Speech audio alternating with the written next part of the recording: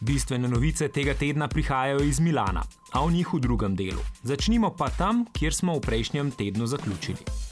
Nadaljuje se namreč zgodba pri Elonu Musku. Seveda mu noben ne verjame, da s Teslo nima več popolnoma nič. So se pa bančniki v upravi dejansko naveličali njegove genialnosti in ga nadomestili za Avstralko Robin Denholm, ki naj bi bila bliže temu svetu, zato se bo lažje spopadala s podedovanimi problemi, kakršen je recimo tudi prikrivanje številnih delovnih nesreč.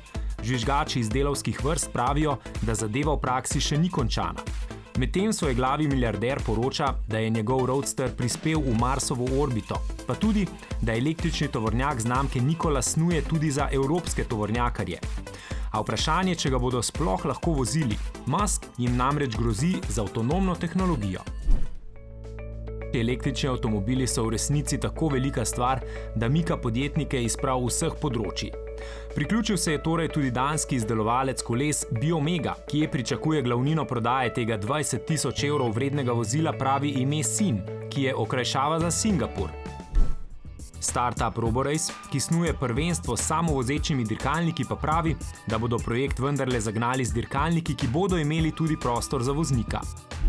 Dva posebej izšolana profesionalca pa bosta po novem nadzirala vožnje Uberovih samovozečih taksijev. Uber je namreč ponovno zaprosil za dovoljenje, da bi spet lahko testiral tehnologijo.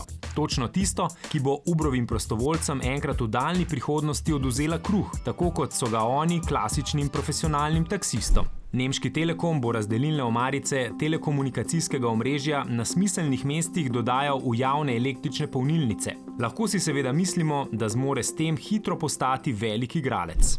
Dogaja se tudi hibridizacija zraka. Seattleski startup Plim predstavlja dron, ki je mešanica letala, helikopterja oziroma cepelina. Model J pa se imenuje potniška verzija tega zračnega plovila. In zdaj je jasno, zakaj vsi Nizozemci kolesarijo. Ker so parkirnine drage. Zdaj bodo še dražje, ceno ure so dvignili spet na 7,5 evrov.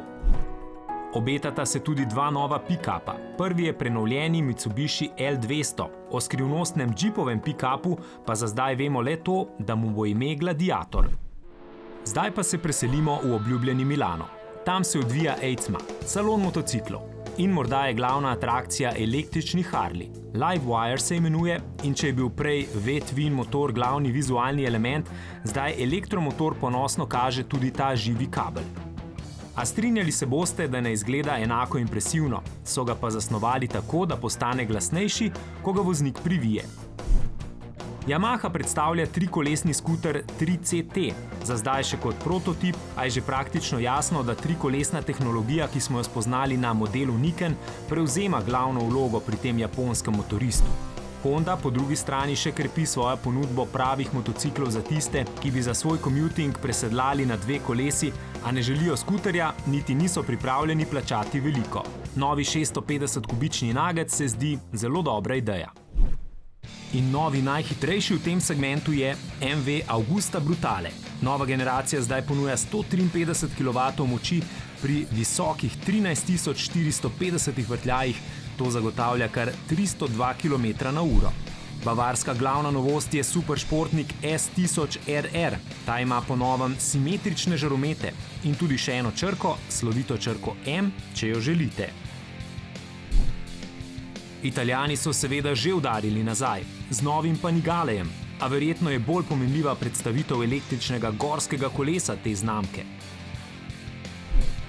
Pri BMW-ju so sicer prenovili tudi celotno serijo velikih bokserjev. Nov agregat zdaj ponuja nov sistem krmiljenja ventilov.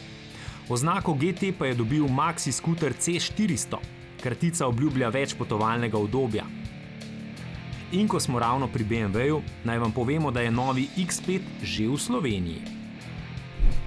A vrnimo se k motociklom. Veljak na skuterjevem področju tajski Kymco pa se podaja v druge vode. Predstavlja električnega superšportnika, a čeprav bo električen, ne bo tih.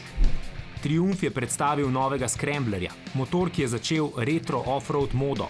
A zanimivo je, kako močno Angleži tokrat prodajajo vgrajene moderne pripomočke, kot so Bluetooth, aplikacije, USB vhodi in brezkontaktni ključ.